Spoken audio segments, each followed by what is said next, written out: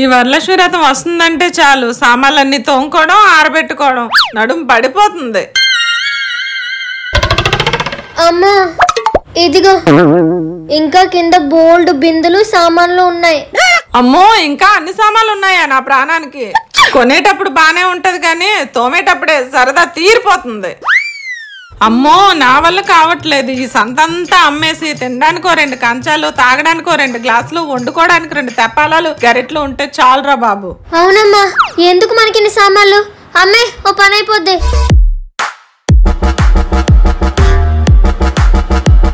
ఏమే అన్ని డబ్బులు పెట్టి రాలిపోయిన జుట్టంతా ఇచ్చి ఇన్ని సామాన్లు కూడబెట్టుకుంటే అమ్మిమంటావా?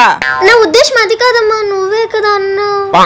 ఇప్పుడు కొనవన్నీ అమ్మేసుకుంటే రేపు పొద్దున మొగడింటికి వెళ్ళాక నీకు ఇవ్వడానికి ఏ చెప్పలు ఉండవు. అమ్మను మించి దైవం ఉన్నదా? ఆత్మను